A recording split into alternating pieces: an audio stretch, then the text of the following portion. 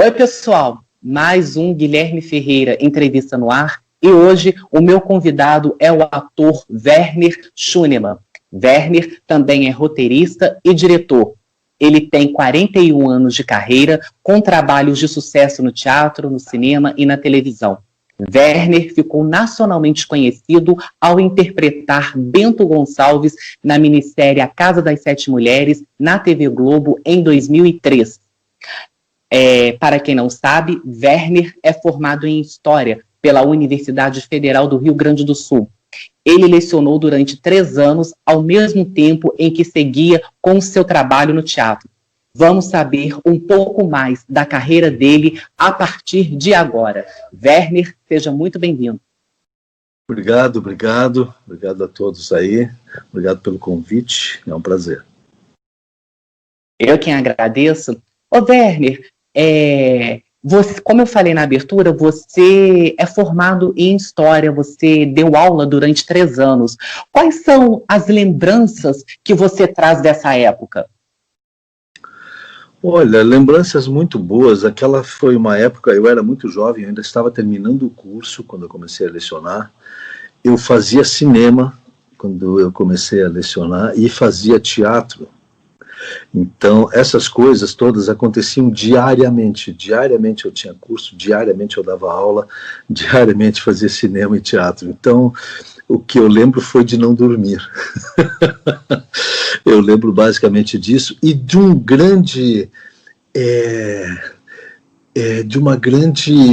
um grande entusiasmo, um entusiasmo vulcânico, assim, sabe? De estar fazendo as coisas e de poder criar. A gente criava, quando a gente é muito jovem, a gente cria com muita liberdade, porque não conhece, e à medida que vai passando o tempo, a gente vai conhecendo mais coisas que tolhem a nossa liberdade, né? A gente tem uma ideia e diz, não, mas essa ideia aí já tem, isso aqui alguém já fez, aquilo lá já existe.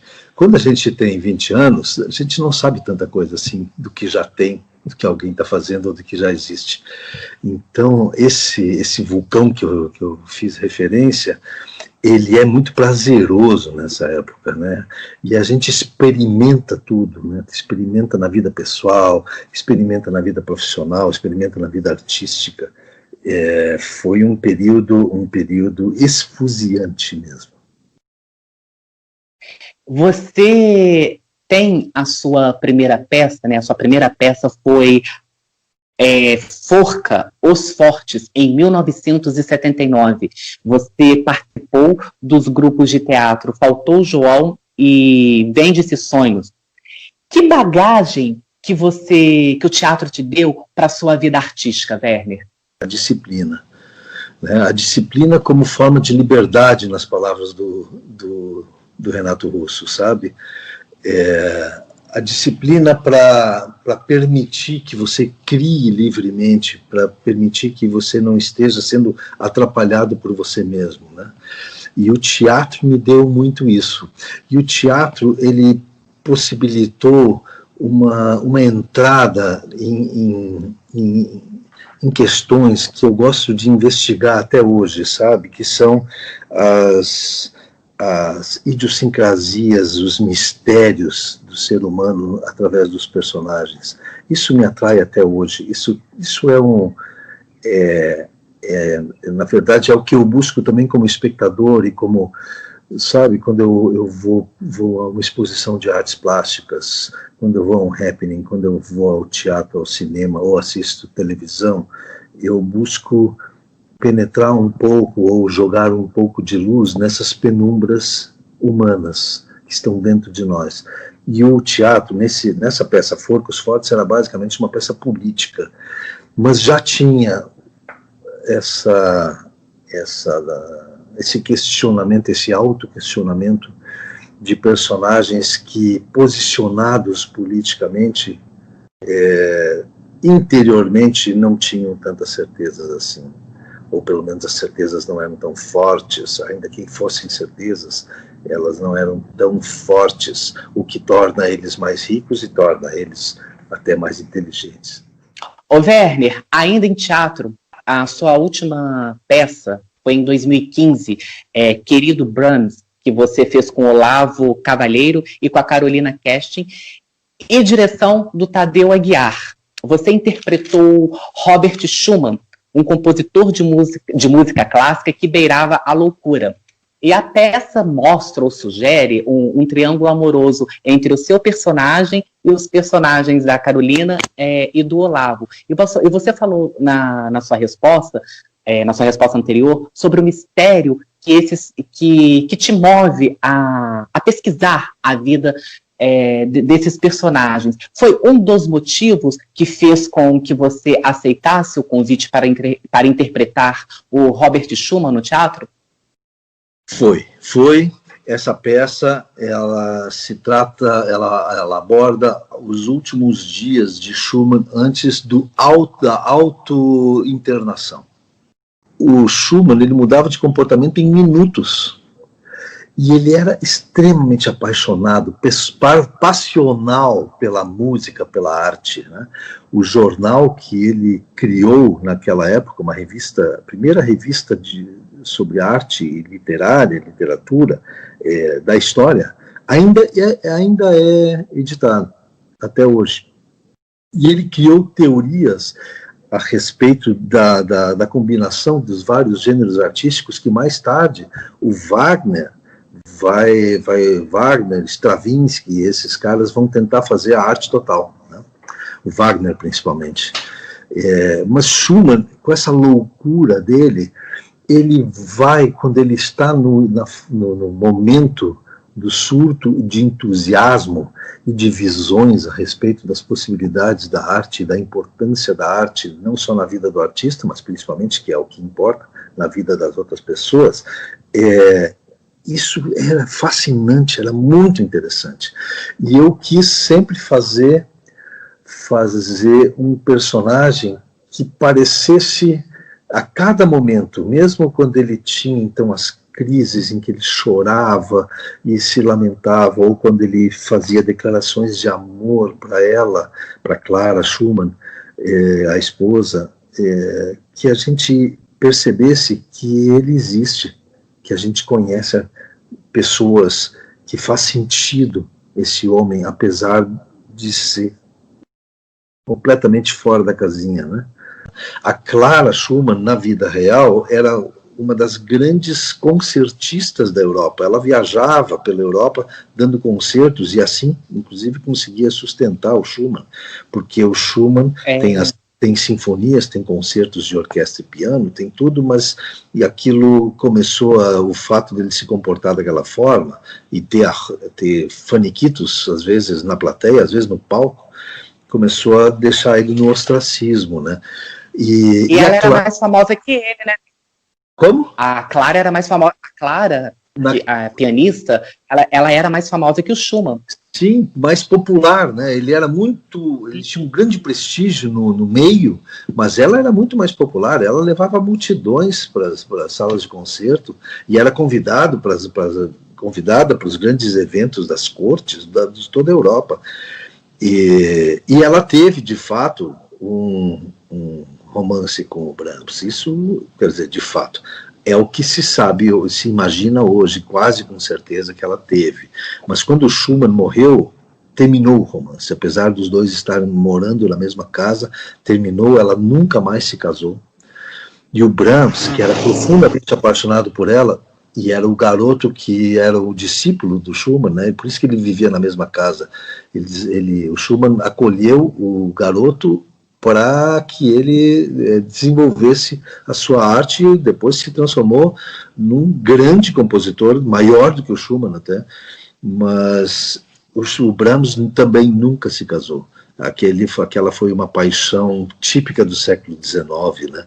Uma paixão arrebatada, uma paixão exagerada, como os alemães gostam de ser, passionais, e não realizada em respeito, ou sei lá por quê, à memória do Schumann.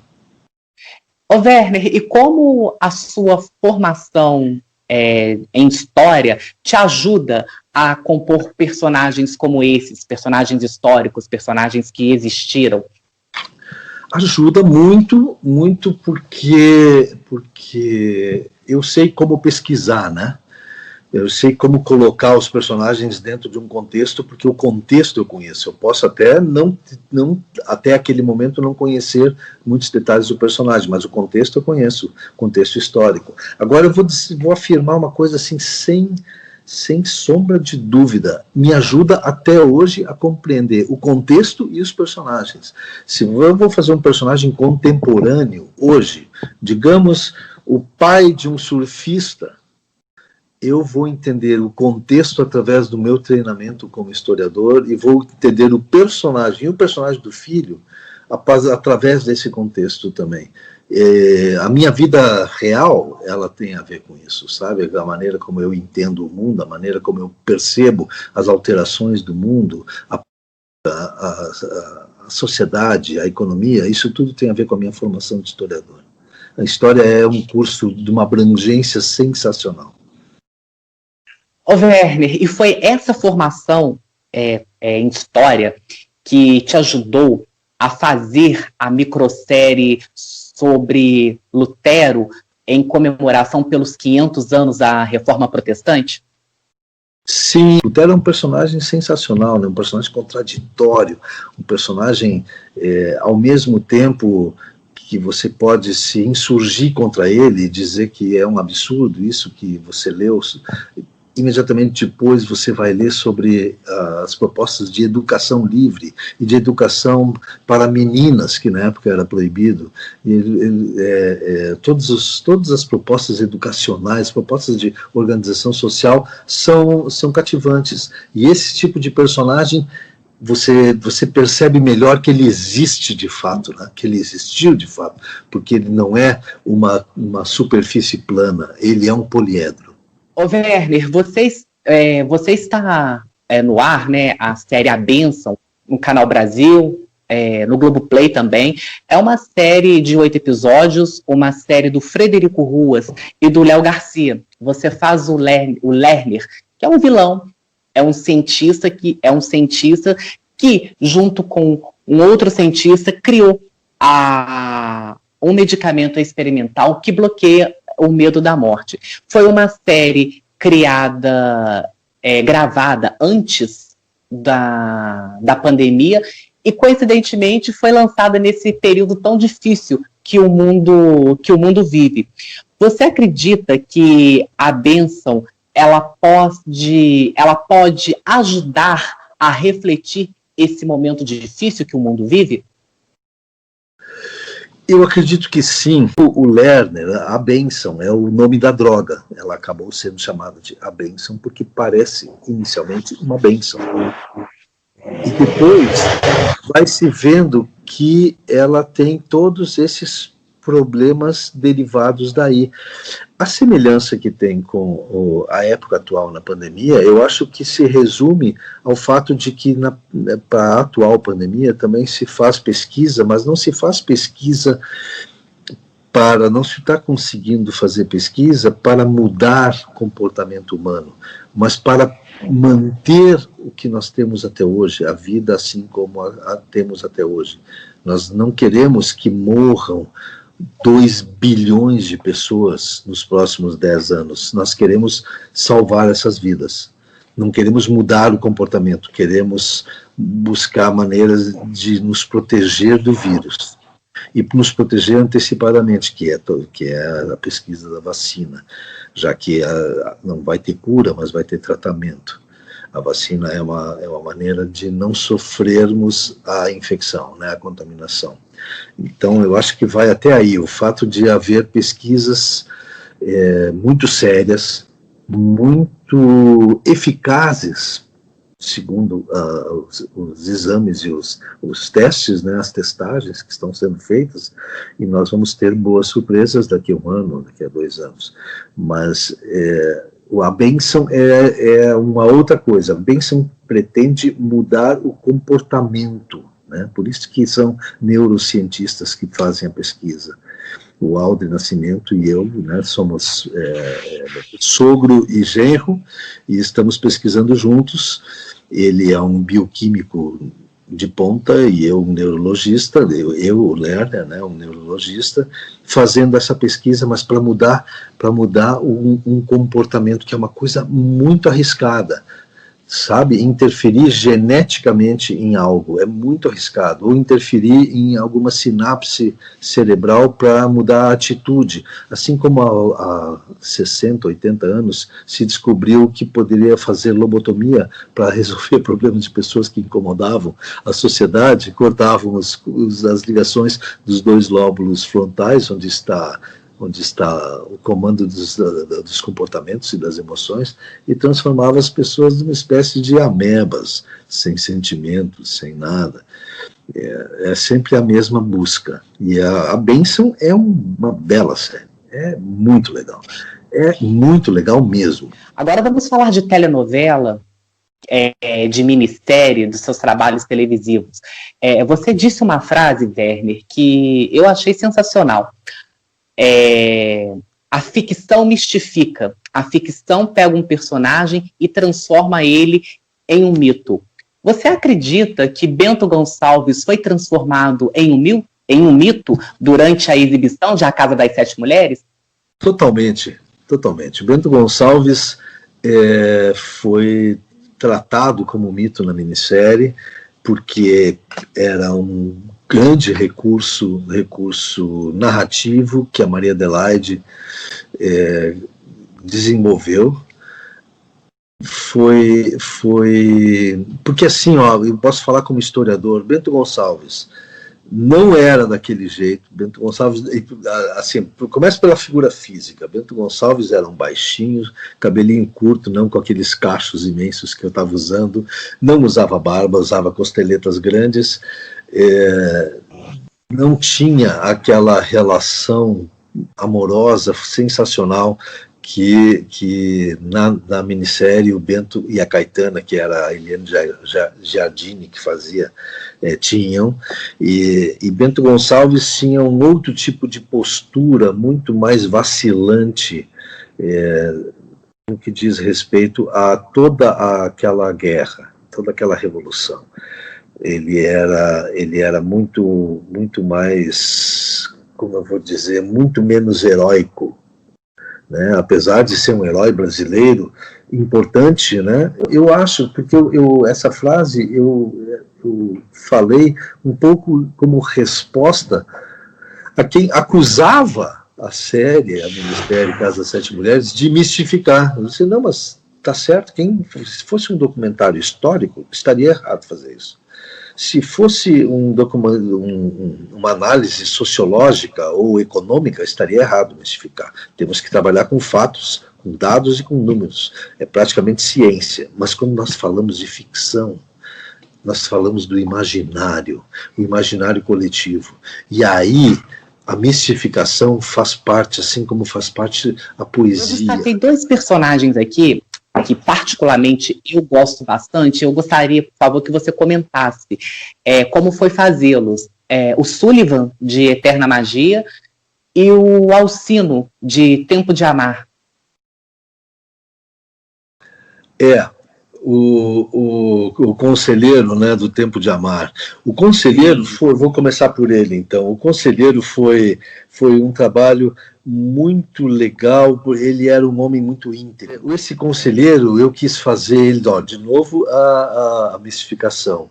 Um homem íntegro, um homem correto, um homem controlado, apesar de profundamente apaixonado pela cantora de ópera, que era de ópera não, de fado, que era Marisa Hort que fazia. Esse casal foi Celeste Hermínia. Esse casal foi muito legal fazer, porque deu química, eu e Marisa, e tinha todo um desenvolvimento de folhetim mesmo, do amor deles, né, do vai e vem do amor deles. Foi muito legal fazer. O Sullivan, mas o principal que eu lembro desse personagem foi tanto o romance com o personagem da Eliane Giardini, agora a Pérola e Max, né, eram os dois, né? O Max Sullivan e a Pérola. A Pérola Ai da Malumade. e pai da Malu Mader. E a sequência de quando eu tenho certeza de que a filha morreu. Aquela sequência toda foi uma sequência muito... Chegamos ali a uma entrega emocional tão grande, tão especial, tão única na minha vida, na minha carreira, assim, que é inesquecível. A dor daqueles momentos da perda da filha. Você fala aquela sequência nos últimos capítulos, que ela tocando piano, toma um tiro? Isso, daí eu pego ela no colo e deito ela no sofá, depois levo ela para o quarto, depois eu tenho que contar para todo mundo, depois tem o velório, depois tem o enterro. Isso foi dilacerante, né? E porque era para o personagem, e eu quis fazer com essa entrega, eu me dilacerei pelo personagem. E não vou esquecer isso jamais.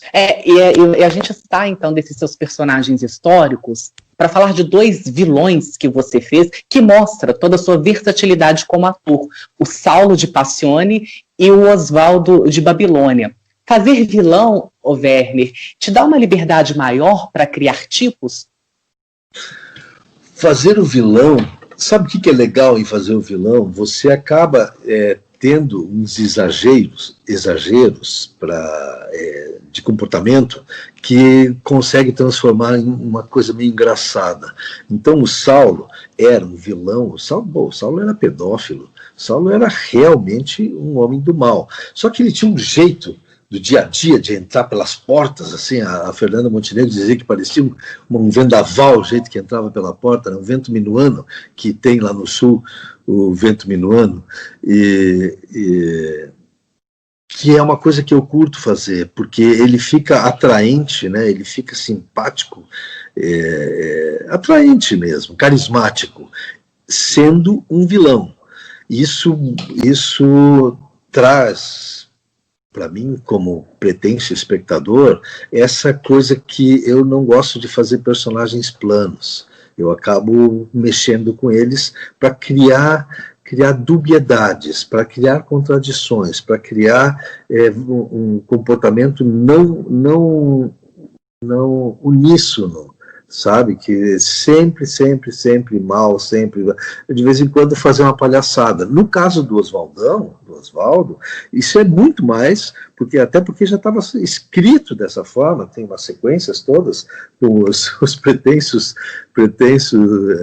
pretendentes da minha mulher, que quando eu estava preso, ela ficou dando mole ali pelos 2 garotos, e aí quando eu volto eu fico assustando eles e fazendo umas coisas assim, só de humor mesmo, né, de comédia, uns sustos, né, pego um pelo cangote e ergo ele até que ele fica com o peito na minha altura, estico o meu braço para ameaçá-lo, e ele choraminga. Então essas são cenas típicas de comédia, e de comédia pastelão até. O Oswaldão tinha isso, e ao mesmo tempo um cara cruel, capaz de colocar Adriano Esteves no micro-ondas, né, micro-ondas são os crime organizado, traficantes, milícias, usam isso para eliminar adversários, fazem uma pilha de pneus e botam uma pessoa lá dentro e botam fogo no pneu, chamam micro-ondas. Essa sequência final, né? Foi nos últimos capítulos de Babilônia. É uma sequência exatamente. Bem forte. Isso marcou muito o Oswaldão, né? Eu estou me referindo à parte cômica logo que ele sai da cadeia, que ele vai atrás dos 2 rapazes que estavam se engraçando com a mulher dele, que a mulher nem queria saber mais muito dele, porque ele era meio desagradável, um cara violento e tal, merecia ser largado pela mulher. Mas ele foi um homem, ele era um homem muito cruel, um homem sem escrúpulo nenhum, um cara meio escadinha, sabe? E para a gente encerrar essa conversa tão boa, Werner, tem algum personagem histórico, você que já fez tantos na sua carreira, que você gostaria de fazer? Tem 3 e um deles eu vou fazer. Um deles eu vou fazer, eu vou citar primeiro os outros dois, que são o Marquês de Pombal, um cara sensacional da história de Portugal, e que tem muito a ver com a história do Brasil, porque influenciou muito aqui no Brasil.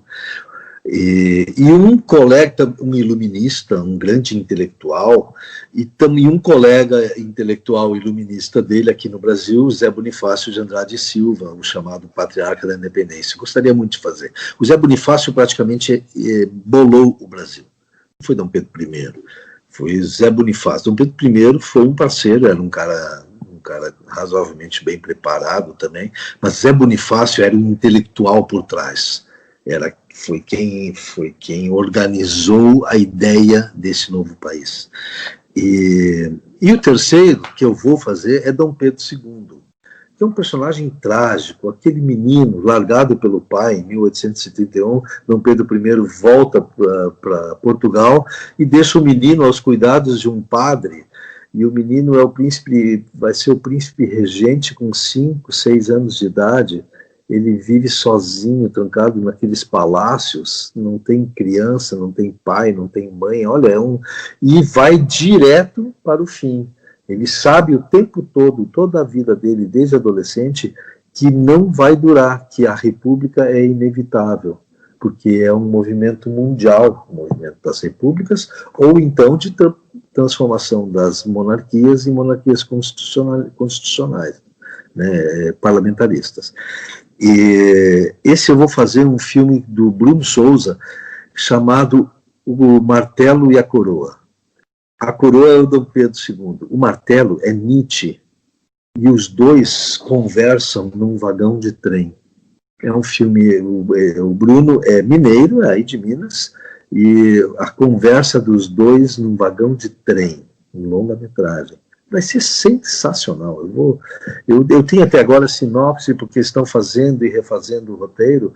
A gente deve rodar, sei lá, março, abril, talvez um pouquinho depois. Durante esse período de pandemia, você finalizou um filme em São Paulo, é o filme Moscou, do Mess Santos.